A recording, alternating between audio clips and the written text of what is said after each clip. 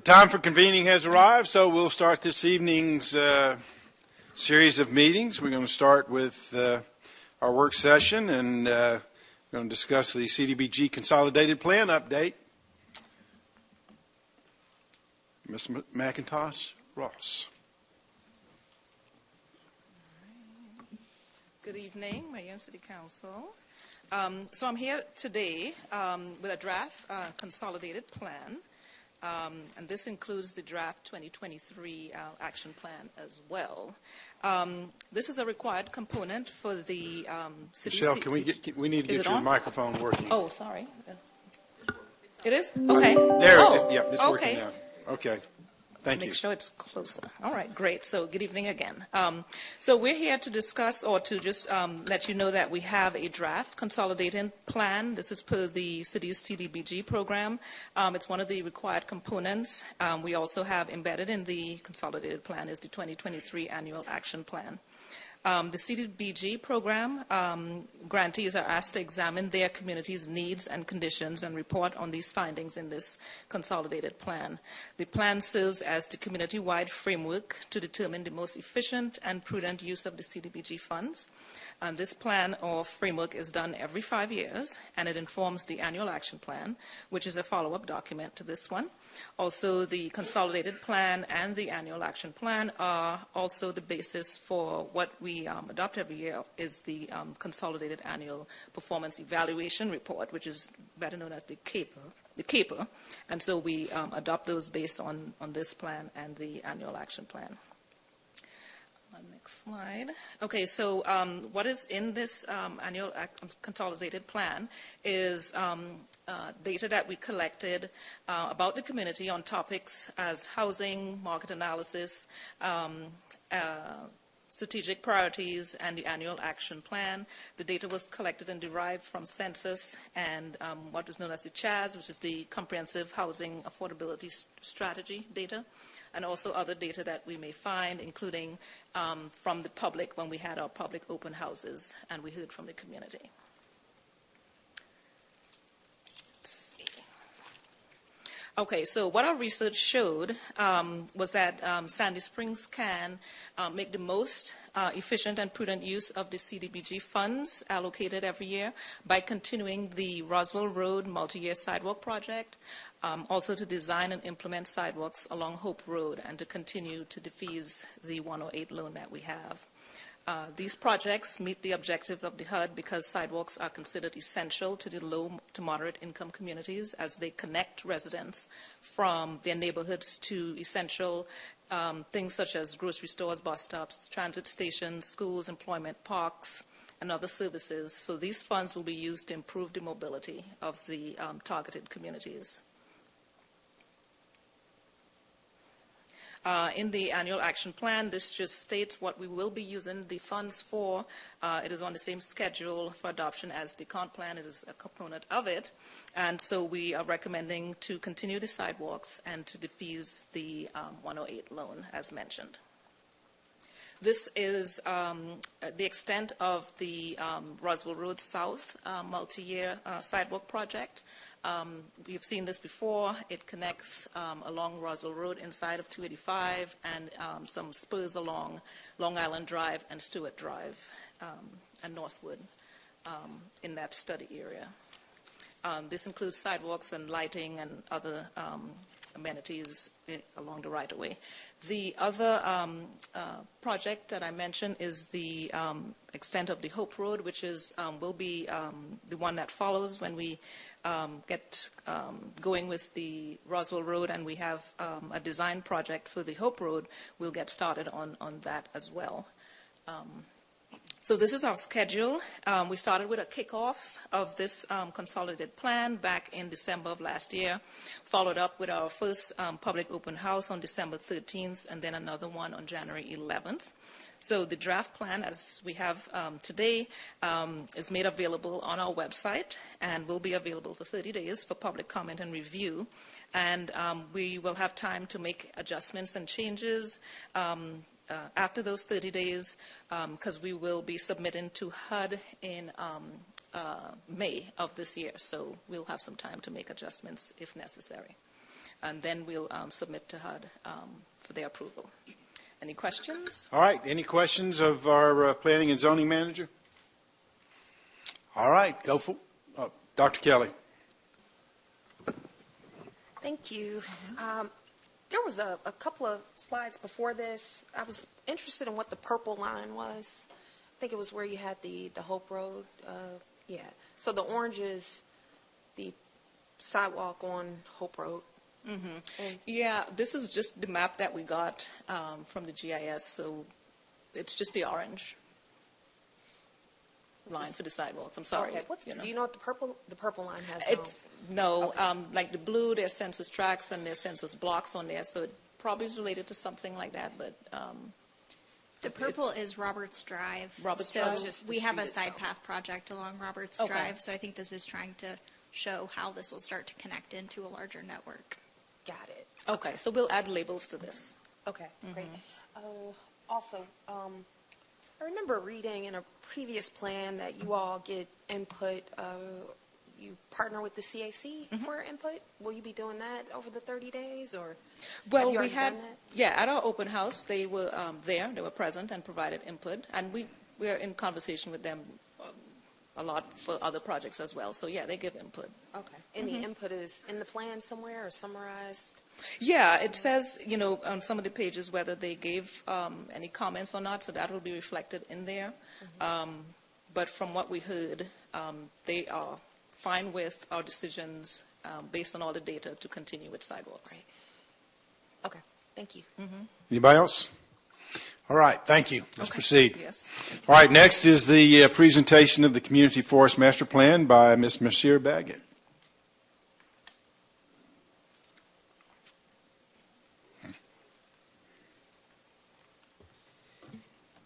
Good evening, Mayor and Council. This evening, we are discussing a forest master plan, and really the intent behind that is to get our 5 points for the Green Community certification. It's the combination of 2 existing documents. There's the canopy study that was presented to you almost exactly a year ago by Bridget Lawler, our GIS manager, and the Community Tree Management Plan, which is a document that we have been using internally to manage our public trees. And I will get into the details in a few slides.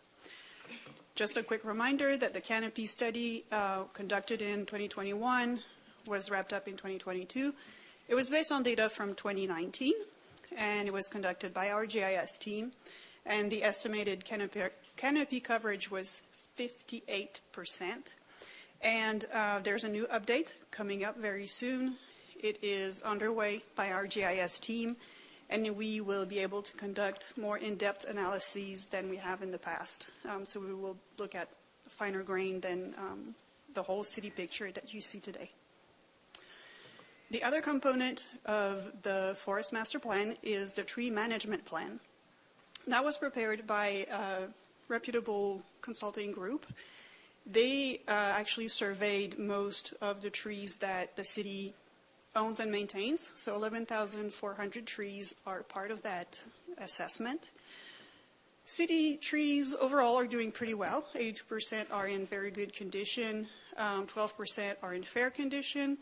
There's 304 that have been identified for removal, and I believe most of these that were in dangerous situations have already been addressed. 84% of our trees do not need any kind of maintenance, and we will have to conduct some additional inspections on 282 trees. This document is very interesting, it's very technical, and it's very in-depth, but I encourage anyone who's interested to take a look at it. Overall, 117 different species have been inventoried, part of this management plan. The 5 most abundant species represent 60% of all the trees, which means that we have a relatively low biodiversity in terms of tree canopy. Most of the young trees, so the ones that have been recently planted, are small growing species. So the recommendations out of the management plan is to increase the species diversity and also to plant large growing species. And on that, I will be happy to answer any questions. Catherine, if you don't mind, would you please go back one slide tulip tree. Is that like the tulip poplar? Yes, sir. Okay, that's what I thought. Okay, just wanted to check. Mayor Paul. Mr. Paulson. So, thank you. That's kind of an abbreviated presentation of a pretty long and extensive document. What I'm getting from this is you've ranked trees in here, large, medium, and small specimens, and you give the large ones, you give them points, which means if we plant those trees, I mean, some of those trees you get 80 points, other trees you only get 30. The point is we should plant the 80-point trees instead of the 30-point trees. That's where that's going. If you're referring to the wildlife supporting score, that is part of the text amendment. It's a different document than the. Oh, is it? Yes. Oh, I thought it They're was in both here about as well. trees, but they are separate. But definitely, it is something that we should consider when we are selecting the species that will be Okay. planted. Mayor Paul. Mr. Baumann. John, are you done? Yeah. Okay. Thank you. Yeah, as Councilman Paulson said, there's a lot in here. Let me ask you the headline question. Is the council going to be asked to adopt this plan Yes, at your next meeting. at our next meeting? Okay. Is that tied to this community certification we're looking to get? Yes. Okay. What's the deadline on that? The deadline to put in the green community certification is March 30th. I believe it's coming up pretty soon. If you could double check that. The first request I'd like to make is that we, at the very least, establish, because I've already received a couple of comments, I think positive comments, but sort of technical in nature.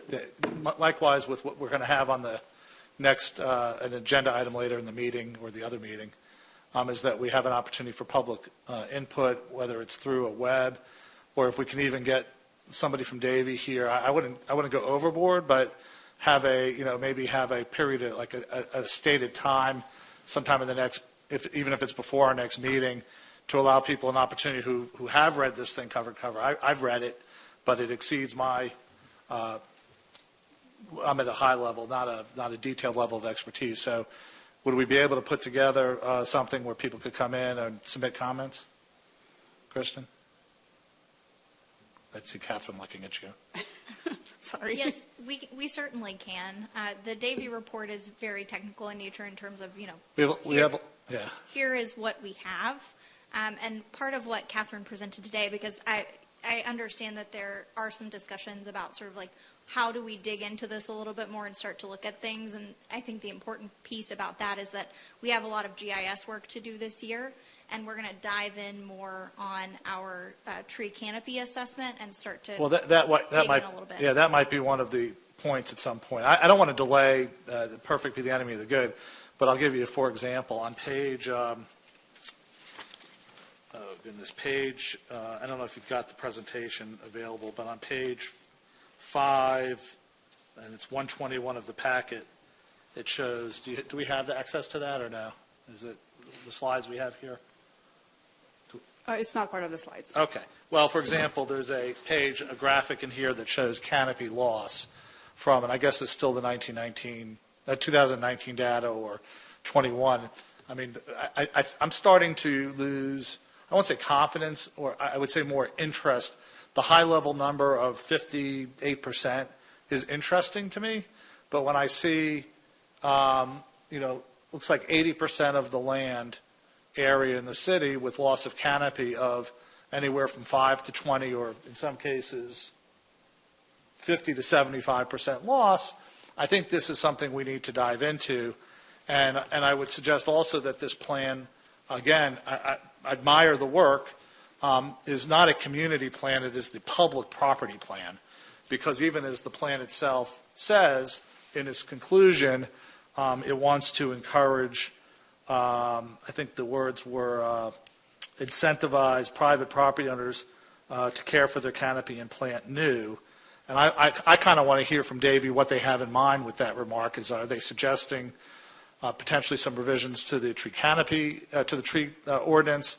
What are they suggesting? So I think it would be very helpful to, at the very least, while it's pending before we adopt it, to hear some public comment. I can submit a couple, rather than take up the body's time tonight. I have a handful of questions Since this really, this was the first I'm really seeing it in this template. I know you've come before us, but to propose those questions. And then finally, there was one I did want to point out. There was a priority list on one of the pages that ordered the work that needed to be done, that included, it's on page 141, let me find it. It was the chart, priority tree removals, stump removal and things like that. Well, then all the way down at the second to last on the list was replace trees.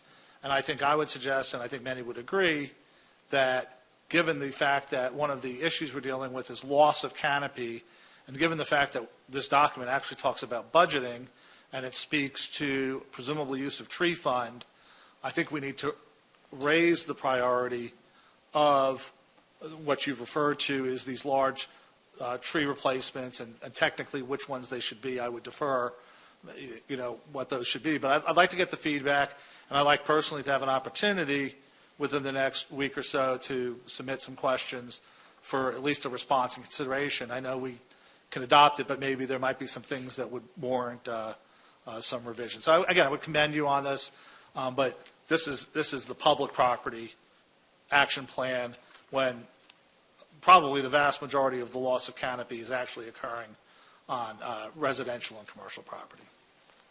Yes, we definitely have the intention of digging a lot deeper into the canopy study in particular. And also part of the budget request that we will bring to you quite soon is for an environmental stewardship strategy. And that also will cover what can we do to help the conservation of forest patches in private property. So what you see today is really first iteration. We definitely want to build on that now that we have an urban forest coordinator who can dedicate Great. a lot of time. Well, heartily, I would encourage Kristen and you, Catherine, to come up really, really quickly so that we don't, in a way that doesn't delay the schedule we need to adhere to, so we can adopt it, because we can always make revisions to it. Please, at the very least, there are citizens who are interested, I'm interested, in establishing some program or setting a meeting up here at City Hall where people can come in and, without the lights and everything, to submit some comments. All right, thank you. Ms. Mueller. So thank you, Catherine. Always a pleasure when you come up and talk about the environment. So question on just page 120, if you could go back, maybe it wasn't in the presentation, but I was surprised at how many other cities are kind of behind. And is that common? I just didn't know if you could comment on why you thought that was. We're kind of ahead versus some of the other cities. That's right. So Sandy Springs has a relatively heavy canopy when we compare it to other cities because they have different development patterns. The more urban, the less room there is for trees. And if memory serves me well, there's also cities that are not from the Atlanta region in that list. Mm-hmm. Trees just don't grow as well elsewhere than in Atlanta. Well, it was the last time they were updated. Their canopy, there was a study updated, so it showed the year. I think Atlanta was listed as 2015. I'd have to go back and look. So I was sort of surprised by just how out of date some of those other cities were. But then wanted to ask about the invasive species. Do we have will this program support the identification of where they are and then removing them? We were actually just talking about that this afternoon.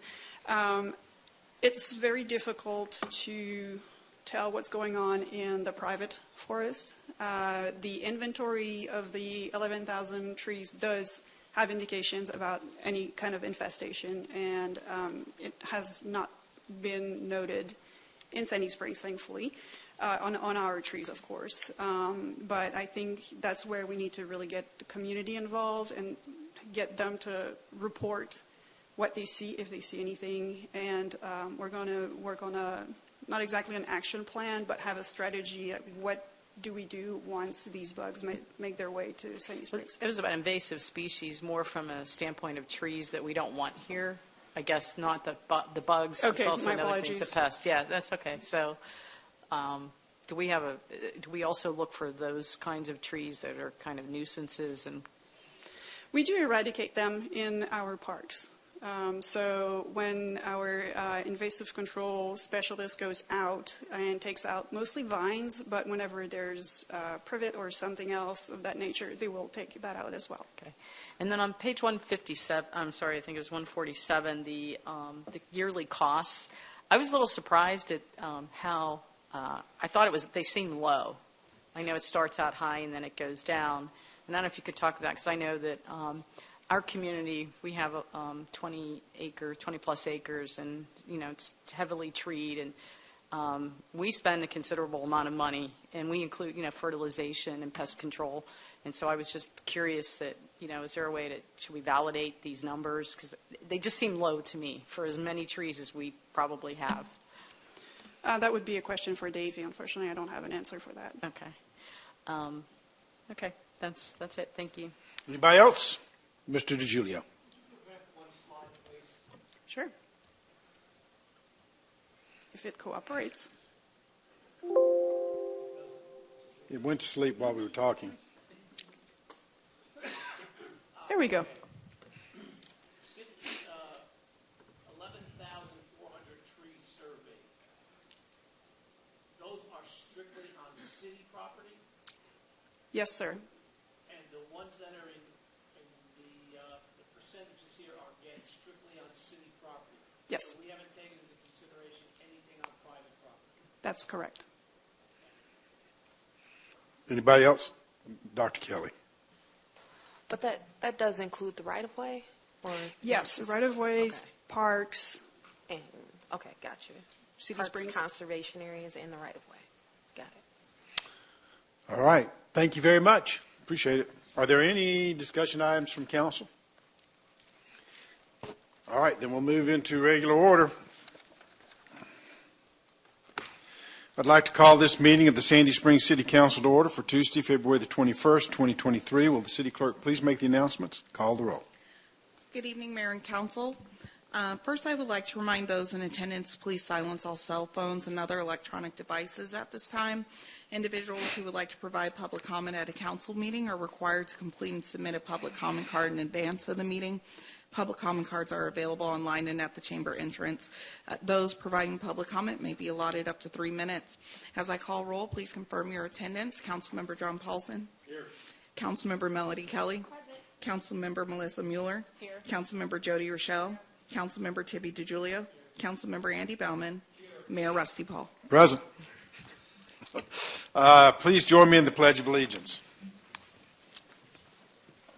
I pledge allegiance to the flag of the United States of America and to the republic for which it stands, one nation, under God, indivisible, with liberty and justice for all. Madam Clerk, have we received any public comment cards? Yes, we've received 3 this evening. They're all in-house. First is Bryant Johnson. Mr. Johnson.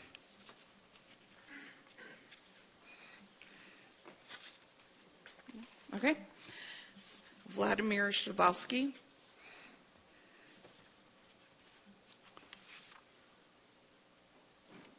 Nope. Okay. And Sorry Earl.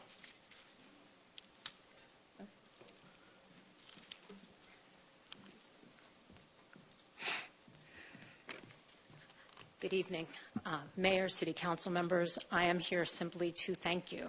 I am president of the board of the Atlanta Jewish Film Festival.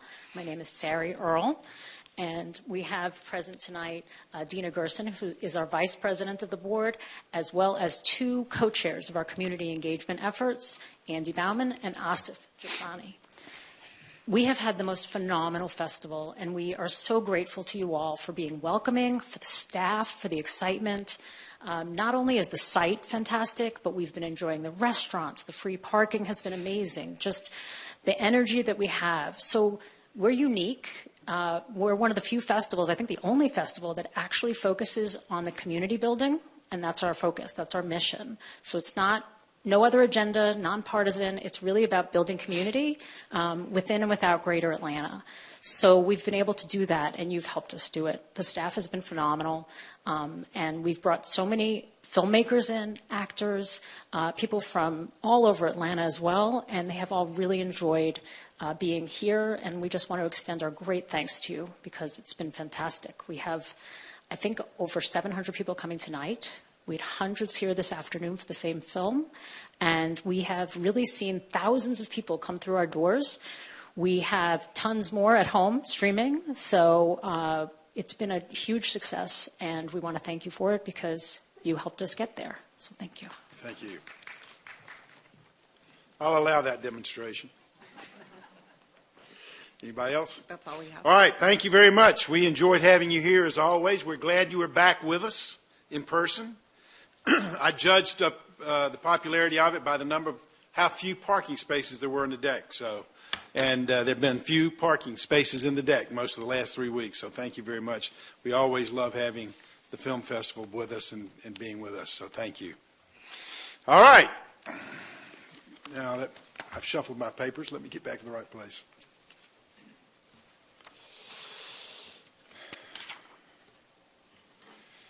Is there a motion to approve the meeting agenda? Mr. Mayor. Mr. DiGiulio. I move approval of the meeting agenda for Tuesday, February 21st, 2023, with the following item deleted from the agenda, and that is item 2023-052, which was the request for the consideration of acceptance and agreement to donate real estate on property located at 6785 Brandon Mill Road. All right, we have a motion by Mr. DiGiulio. Do I hear a second? It's been moved by Mr. DiGiulio and seconded by Dr. Kelly in a photo finish. Is there any discussion? Hearing none, we'll call the question. The question's on the approval of the amended meeting agenda. All in favor of the motion say aye. Aye. Opposed, no. The agenda is approved. Is there a motion to approve the consent agenda? Mayor Paul, Ms. I move Rochelle. that we approve the consent agenda for Tuesday, February 21st, 2023. We have a motion by Ms. Rochelle. Do I hear a second? Second. It's been moved by Ms. Rochelle, seconded by Ms. Mueller, that we approve the consent agenda. Is there any discussion? Hearing none, we'll call the question. The question's on approval of the meeting agenda. All in favor of the motion say aye. Aye. Opposed, no. The meeting agenda is approved. Going to public hearings, will the clerk please read the first item? Agenda item 2023-055. This is ABL 97632. Alcoholic beverage license application for 8295 Chevron LLC, doing business as Chevron. And this is at 8295 Roswell Road, Sandy Springs, Georgia 30350. Applicant is Nitesh Darak for retail packaged wine and malt beverages. This is presented by Chief Financial Officer Tony Carlisle. Ms. Carlisle. Good evening, Mayor Paul and City Council. This is a change of ownership for retail and package for wine and malt beverage. 8295 Chevron LLC, DBA Chevron. 8295 Roswell Road, Sandy Springs, Georgia 30350. The applicant, Nitesh Daroch, has met all requirements and staff recommends approval. This is a change of ownership and it is in Councilman John Paulson's district. All right, have we received any public comment cards? We'll close the public hearing. You've heard the report of the Chief Financial Officer. What's the desire of council? Mayor Paul. Mr. Paulson. I move approval of agenda item 2023-055, alcoholic beverage license application for 8295 Chevron LLC, doing business as Chevron, 8295 Roswell Road. We have a motion by Mr. Paulson. Do I hear a second? Second. Been moved by Mr. Paulson, seconded by Dr. Kelly, that we approve agenda item 2023-055, the alcoholic beverage license application for 8295 Chevron. Any discussion? Hearing none, we'll call the question. The question's on agenda item 2023-055, the alcoholic beverage license application for 8295 Chevron LLC. All in favor of the motion say aye. Aye. Opposed, no. The item is approved. The clerk will please read the rules for this portion of the public hearing and call the next item. I do not have the rules in front of me. I'm sorry, one second. Well, we'll just assume that the rules are pretty much the same as almost. They're generally the same. You know, you put it in my script, I'm reading it. I'm sorry about that. This is agenda item 2023-056. This is TA 23-0002, consideration of a text amendment for recommended tree species list. This is Article 1, Section M of the technical manual, presented by Sustainability Manager Catherine Mercier-Baggett. Ms. Mercier-Baggett.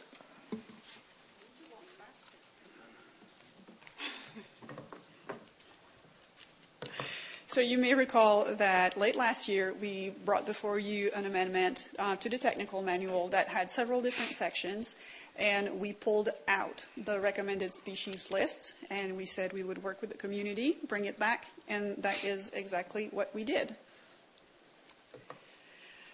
So in addition of reviewing the species that were listed, we also created a supported wildlife score, which is something that is not in a technical manual right now. And that is a measure that is exclusively for our native and large canopy trees because of data availability. And that score was developed by our urban forest coordinator, and it considers a number of different variables. First one is the number of Lepidoptera that are supported by trees. That is moths and butterflies. And that is based on Dr. Doug Tallamy's research, and Karen Meinson-McInerney is the one who put us in touch with that researcher. We also considered the number of bird species that are supported, the number of pollinators, excluding Lepidoptera, that are supported, the desirability of a species for the biodiversity in Sandy Springs. So tying back to the management plan that I just presented, we could tell that we have a low diversity, so we would not want to plant the same species over and over and over again. And then the last item on the score is a special consideration, which is a little bit more of a personal touch, I guess, but it's considering if some species have a very important role in supporting, for example, an endangered bird species. So the scores technically range from 0 to 100, but trees do generate some kind of benefit. So the lowest score that we saw was 50, and the highest is 80. And these are for grand winners: the river birch, the American beech, the American elm, and oaks. Oaks, however, as you know, is a very large genus. So again, going back to the recommendation from our maintenance plan, we probably should look at the first 3 species to be replanting in specific areas. So our recommendation is to approve the text amendment. All right, you've heard the report of the Sustainability Manager. Have we received any public comment cards? We have. We've received one from Bill Cleveland. Mr. Cleveland.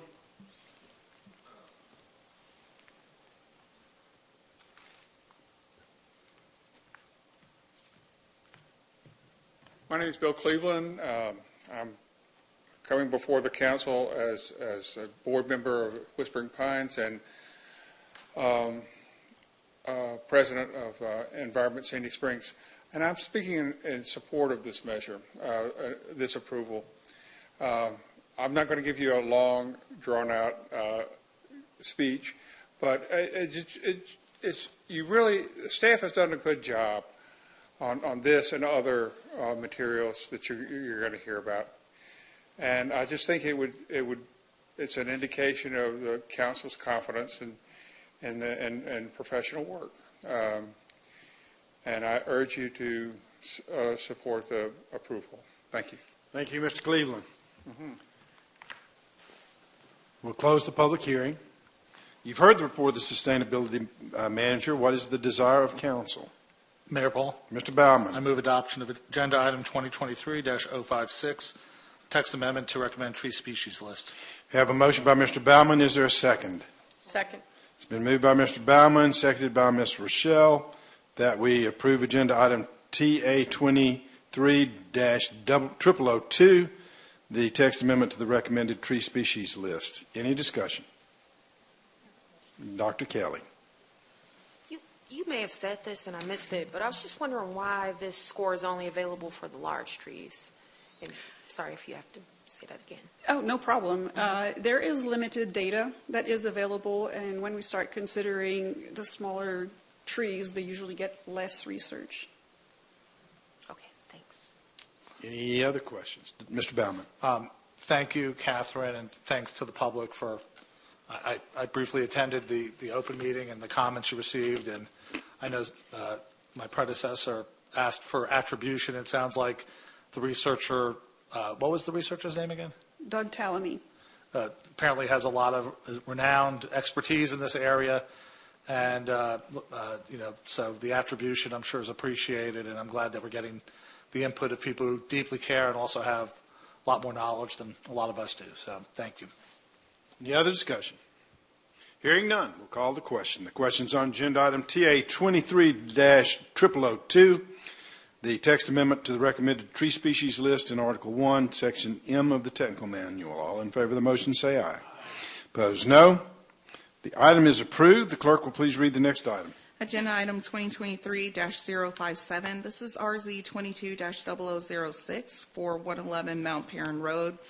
The applicant requests a zoning amendment at 111 Mount Perrin Road from RE1 real estate 1 acre minimum zoning district to RD 27. That's residential detached 27,000 square feet minimum zoning district, and RD 18 residential detached 18,000 square foot minimum. This application was withdrawn between the Planning Commission and the City Council meeting, so there's no action required of council this evening. All right, just notice that it has been withdrawn. All right, moving to new business, will the clerk please read the next item? Agenda item 2023-058, consideration of a request for Mayor and City Council to approve contract award to Triscapes, Inc. to construct the Johnson Ferry at Abernathy Hardscape Improvements Project and to authorize the city manager to execute the contract. Presented by Public Works Director Marty Martin.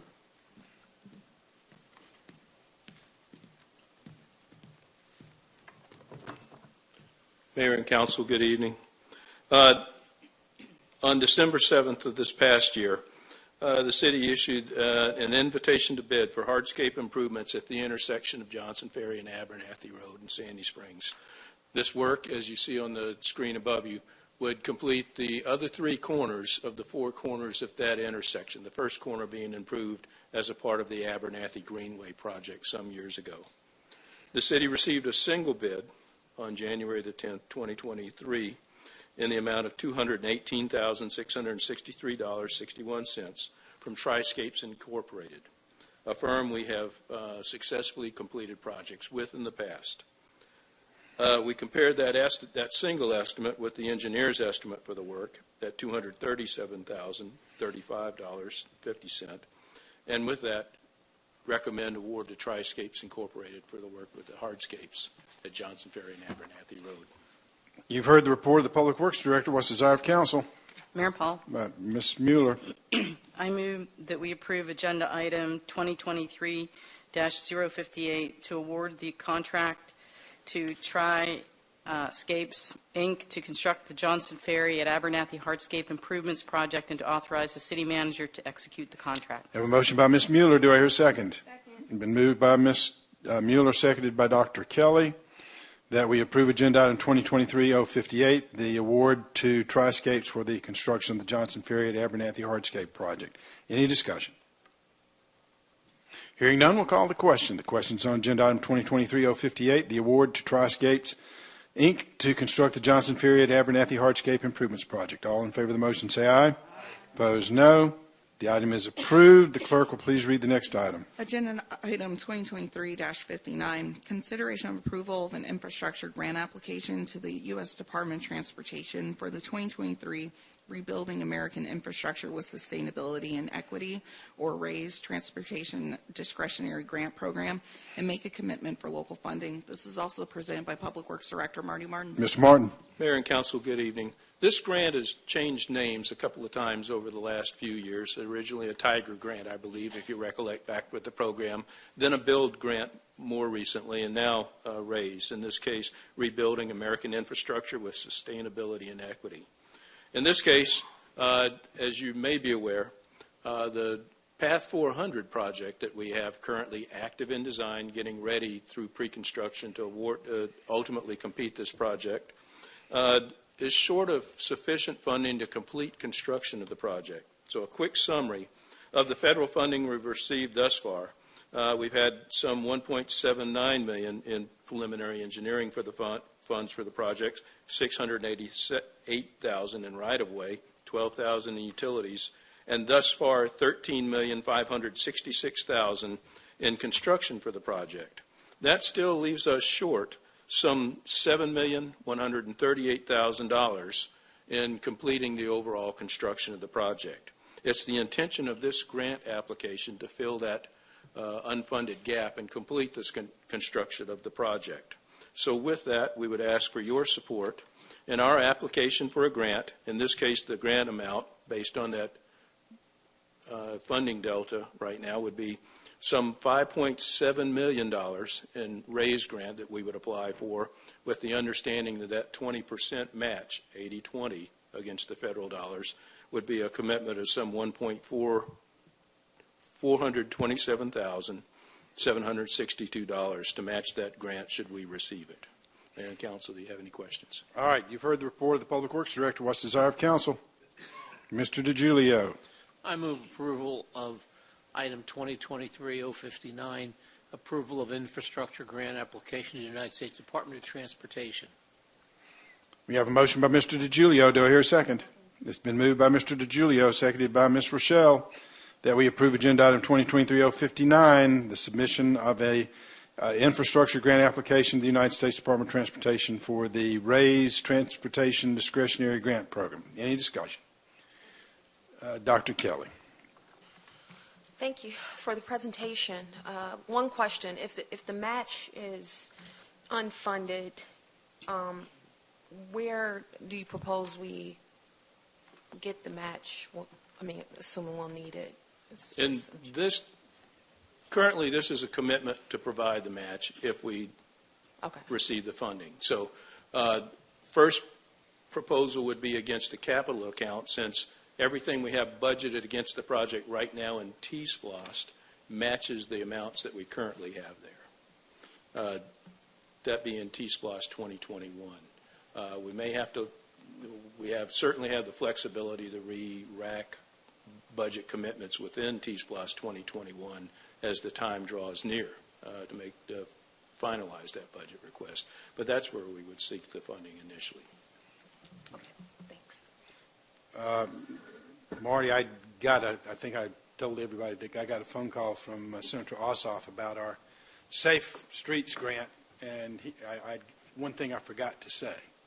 He was very complimentary of the staff and the application we made. He said that was the difference, is the quality of our application. So I just want to salute you and the team for Sir, I'll take that with the author in the room tonight, listening in as you say that right now. All right, well, good. So I wanted to make sure that was appropriately noted, and I forgot it when I talked about it last time.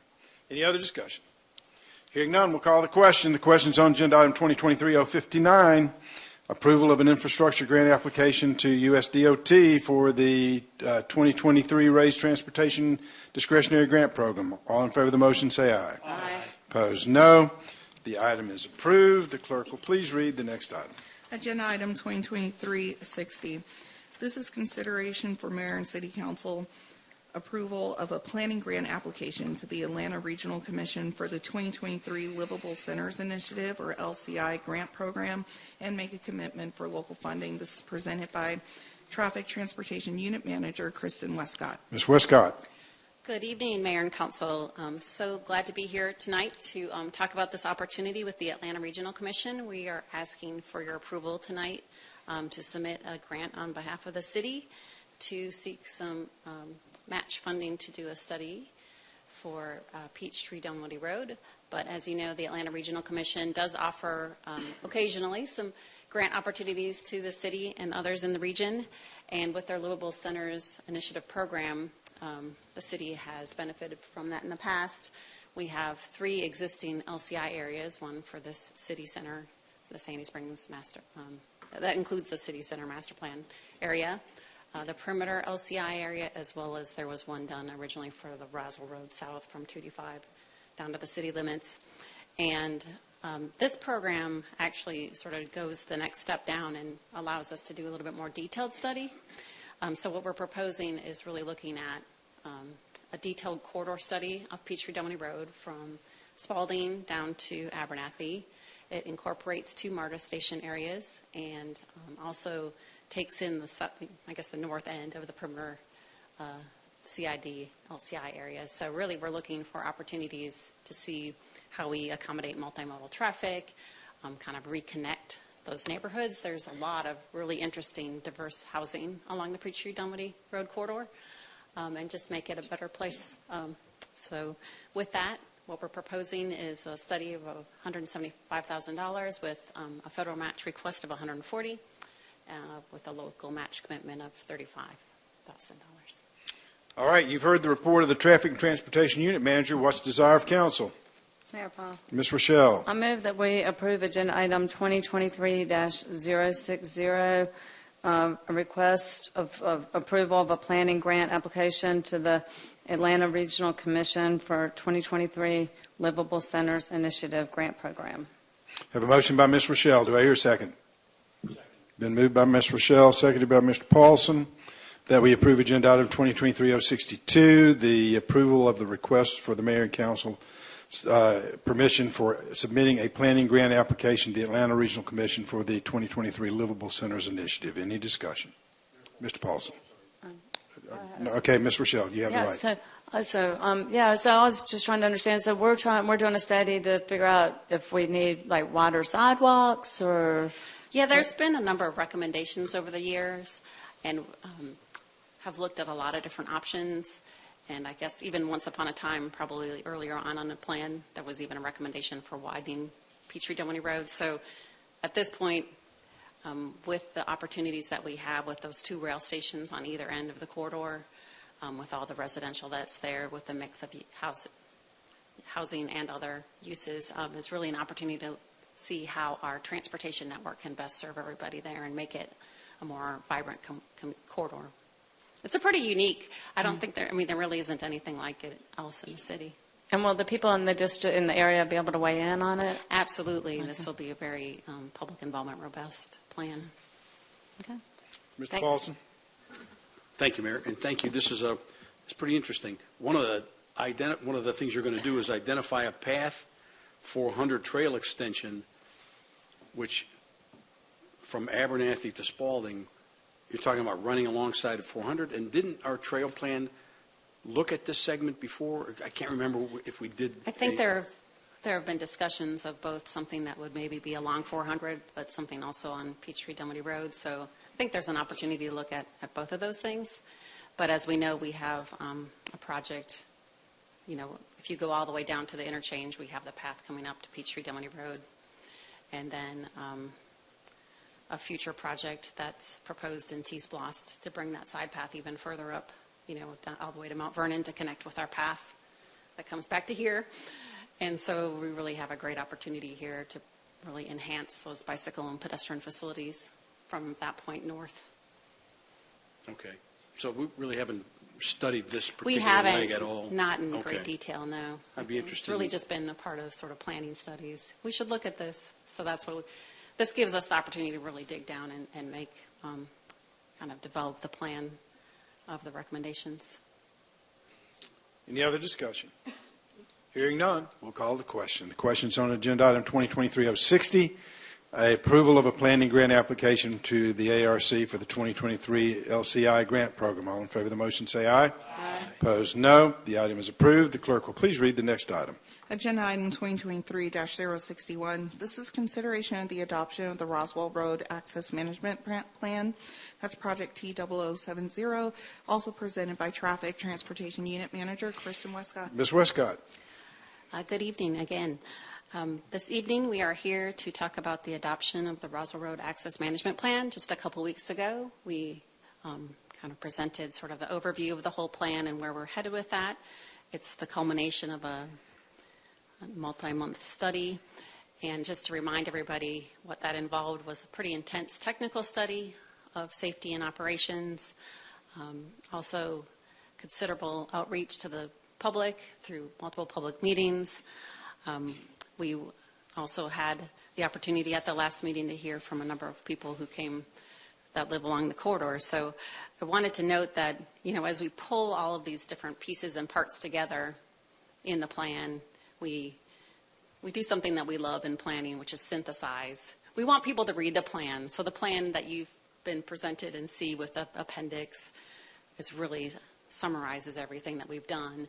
But in addition to that, at every junction of this project, along every task, we have a task summary document. So there's one for safety, there's one for operations, and we actually have a public involvement summary document, which is a part of this whole plan. So that's all available and will stay with the plan into adoption. So just as a reminder, as we went through this process, we really tried to see how it could look to add access management treatments up and down Roswell Road from one end to the other. And we did hear a lot of concerns about impacts to adjacent developments, whether they were residential or business. And those are things we understand. And what we really tried to do as we moved along the process was, where can we really see the best benefit for everybody? So it will benefit the adjacent properties as well as the travelers, and make Roswell Road safer, which is, I think, an end goal for all of us. So that's where really we focused in on the priority projects, as well as kind of identifying that list of potential mid-block crossings for pedestrians, because there are quite a few locations on the corridor where it's very difficult, where there's a very long distance between existing signals where people can cross. So with that, I'm happy to answer any further questions. But we are asking. All right, for you've the heard the adoption. report of the Traffic and Transportation Unit Manager. What's the desire of council? Mayor Paul, Ms. Mueller. I'd like to make a motion amended motion to what's on the agenda. Do I do that first and then? Just make your motion. I Just think make my you'll be in motion. good Okay. shape just to make a motion. Okay. I move that we adopt the Roswell Road Access Management Plan T0070, an addendum that includes the related public comments and council comments from the work session and council meeting held on Tuesday, February 7th, and the council meeting held this evening, Tuesday, February 21st, to preserve the concerns and comments for future consideration and action. And I forgot to mention the agenda item was D 2023-061. Your motion was fine. We have a motion by Ms. Mueller. Is there a second? Second. Been moved by Ms. Mueller, seconded by Mr. Paulson, that we approve agenda item 2023-061, adopting the Roswell Road Access Management Plan with an addendum that includes the related public comments and council comments from the work session and the council meeting held on Tuesday, the 7th of February, and the council meeting held on tonight, the 21st of February, to preserve the concerns and comments for future action. Any discussion? Mayor Paul. Ms. Mueller. So, thank you, Kristen. Just to reiterate the three concerns that I had so that they're included as part of the document was that, while we improve the overall safety of the road, we need to make sure that we provide entry and exit without undue burden to the residents that live along Roswell Road, especially between Abernathy and Spalding, and Dalrymple. And then the community, when we do the outreach, I know that you have done some with the stakeholders. I'm not sure how much the residential communities were engaged, but it's an absolute must that we engage the communities to get their input, as well as the businesses. So the third one would be when we're considering the curb cuts and the realignment, that we have a way to help facilitate. I know we don't own the interparcel connectivity, but that's going to be very important. So that we don't disrupt the businesses. So those are the three things I think we need to put in the record. Thank you. Thank you. Any other discussion? Mayor Paul. Mr. Paulson. Thank you. And Melissa, thank you for your amendment, because we did talk about a number of things at the last meeting. And one of the things, when I was reading this weekend, I was looking for this idea that we had discussed 2 weeks ago about improvements that have been made over the last couple of years, assessing the actual improvement to those intersections as a result. And I didn't see it in there, so I'm glad you made that comment, because I'd like to see that factored in as well. So what's the next step here? Assume this gets approved tonight. You will then do what? So with all of the city's plans, it really presents, well, one, there's the projects that are already underway with T19, so those projects are already advancing. And then it really is, as we move forward with future capital improvements programs, it's looking at this in context with other city priorities and looking at the opportunities for when we want to program those things to look at them further. So, thinking about the next recommended section, which is 285 up to Hammond, is that this year's priority?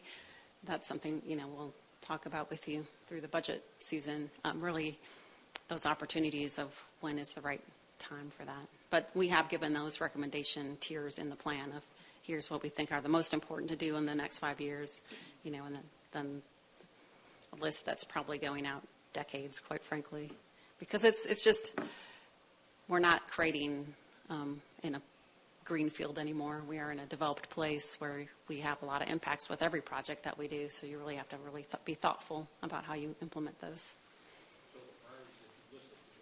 For a dozen of them, I can't remember now.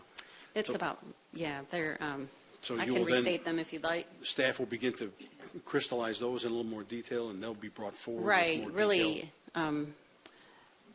this is sort of the planning idea, and the next step would really go into concept. So you'd have to really do that intense public involvement with the adjacent property owners. We did invite as many people. We sent flyers up and down the corridor for the public meetings that we did have, but nevertheless, when you get into the concept stage, you really can be more focused about that. So.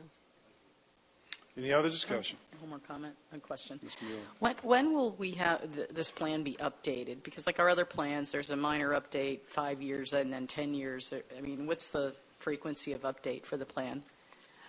I think the thing to think about this is sort of it's a sub-plan of the greater transportation master plan.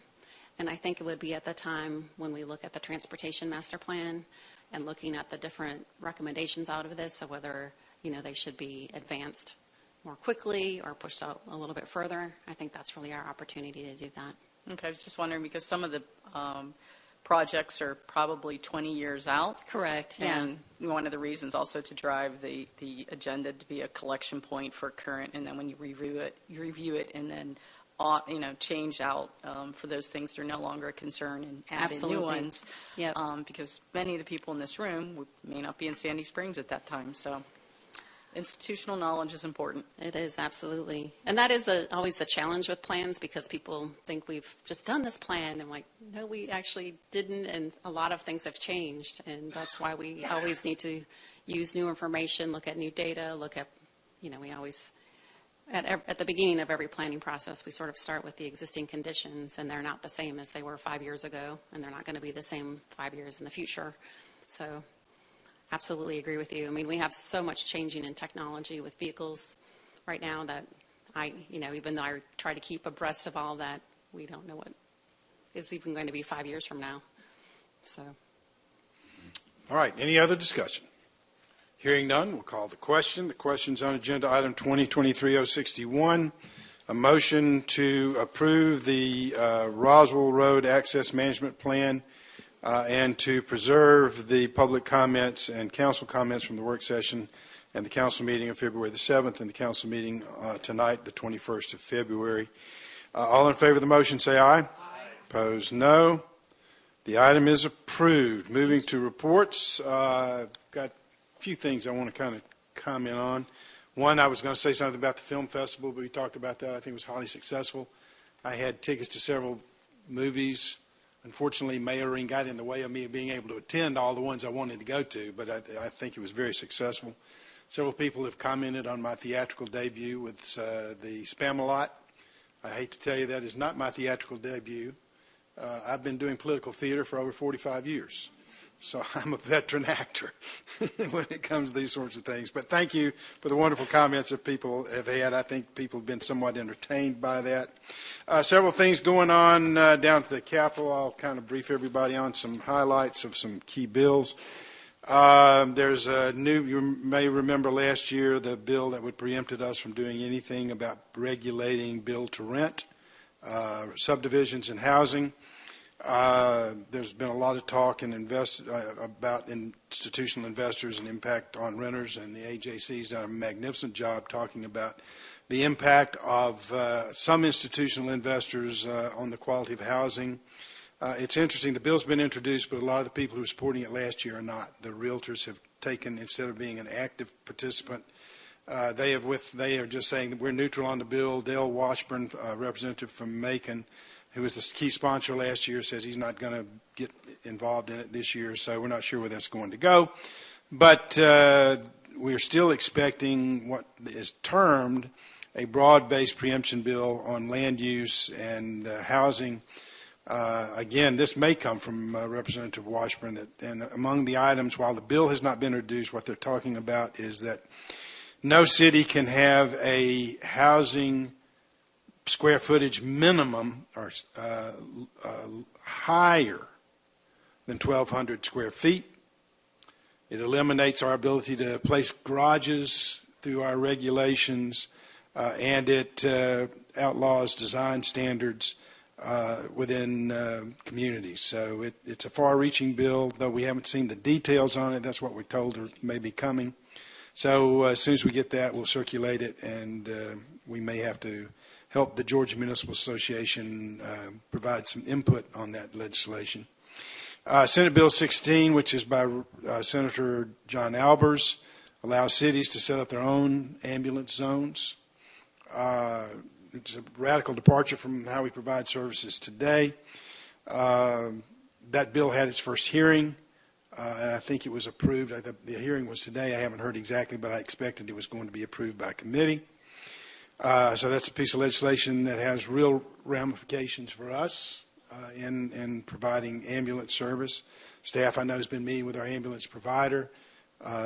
They've opened their books, and they've shown significant loss in operating in our communities. So, and that's the case, and we subsidize it. They're losing even more in the communities where they don't subsidize, but ambulance service is such an important service, clearly. It's a life or death, and so we'll be keeping up with that. There's a bill about school cameras, Chief, that takes the school board out of the decision-making process.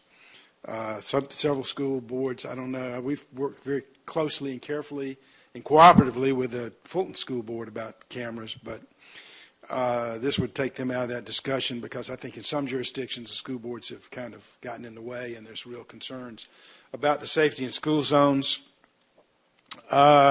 We've got the same bill that we've had for several years that revises the way communities can regulate permitting fees. It goes back to the idea that you can only charge permitting fees that go toward the regulatory aspects of the permitting process, the inspections and that sort of thing. Can't put the money in the general fund, so you have to separate that out as a separate budget item and make sure that whatever you're spending, whatever you're taking in, is only spent for the regulatory part of permitting. It changes also the way that permit fees are calculated. You can't use the square footage or the cost of the project. The argument is that you go out and you build 100 square feet of property, and one of them has high-end finishes and the other has low-end finishes, and the low-end finish doesn't cost as much to inspect as the high-end finishes, and so therefore they want this very complicated process of setting fees. It's a little less onerous than it was last year, but still a problem. Senate Bill 161 requires anyone contracting with the city, and the city would have to change its contract to include every contractor would have, no matter how small, would have to have a cyber security provision and have very significant anti-hacking and cybersecurity requirements. And that's going to be, the intent is very good. The problem is when you're buying software, you've got boilerplate contracts that don't allow changes. So how you incorporate that, so there's a lot of conversation still going on about with that bill. In the main, it's a good bill, but it's got some problems right now because it's a little overly broad. The anti-Semitism bill, HB 30, passed the House Judiciary Committee this afternoon, and hopefully will be on the floor of the House very soon. There is also a Senate resolution setting up a lost study committee. A lost, local option sales tax, you remember? Yeah, yeah. So it's going to be, I'm sure it'll be the counties versus the cities, but I expect there was so much turmoil around the lost negotiations that the legislature is looking for some kind of solution to be able to deal with that. So just some things going on under the Gold Dome that I thought you might be interested in. That's it for me. Anybody else? Dr. Kelly. Well, actually, I had a question. The truck weight. Truck weight bill was passed by the Transportation Committee last week, got to the Rules Committee. They sent it back. They recommitted it to the committee because they weren't happy with, the Rules Committee was not happy with how the bill came out. There's going to be an amended version of the truck weight bill probably coming out later this week that deals with some of the concerns and objections that were raised by members of the Rules Committee. So it's still in play, but I'll be interested to see how that impacts us. It has a real implication, particularly not so much on our city streets. We don't have a lot of truck traffic on the city streets, but there is a lot of issues on the expressways, 400 and 285, with overweight trucks, and particularly in the middle of the construction phase. It's probably going to last the next 10 years or so. The interaction of commuter vehicles and trucks is never a good thing, never turns out well. So we'll see how it plays out, but it's been recommitted to committee for more work. Yep. So when is crossover day? Crossover day is 28th. Today was day 21. They're in 3 days this week, 4 days next week, and then the following Monday will be crossover day. Yep. Mayor Paul. Mr. Baumann. A point of privilege, actually. I came to Emory in 1982 as a freshman from New York, and a new professor joined the faculty the year that I arrived. Also, the former president, being the former president Jimmy Carter and Rosalind Carter, and I actually had the really good fortune as a very, very young student of being one of the first interns at the Carter Center. Back when there was no Carter Center, it was literally a conference room on the top of the library with a long table, and 3 or 4 or 6 of us would be there, and President Carter and Mrs. Carter and Ken Stein and some others would be in the room, and he was a very engaging and involved member of that community. There are people in this community, both here in Sandy Springs, and of course through the metro area, a lot of family and associates, and you may have, I'm sure, some history with the Carters, but obviously for myself, and I'm sure many in the community, our thoughts are with the Carters. He's lived a consequential life, an extraordinary life, maybe a president who will be one of the few presidents who will be most remembered for his time not being president, for his post-presidential years. So I just wanted to acknowledge the condition of the former president, and I know the thoughts and prayers of myself, our family, and a lot of people in this community are with the Carters. Yep, he's been a very important part of not only Georgia history, but U.S. history, and it is with a touch of sadness that we learned that he went into hospice care this week. But he's calling the shots to the end, which is what you would expect. Thank you. Anybody else? All right, we'll now move to the financials. Ms. Carlisle.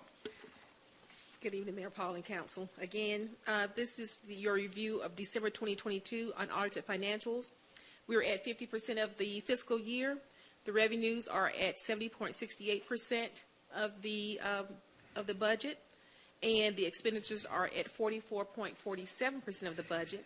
The major revenue streams which increase revenues from November to December are $6.2 million in additional property taxes and $3 million in local option sales taxes.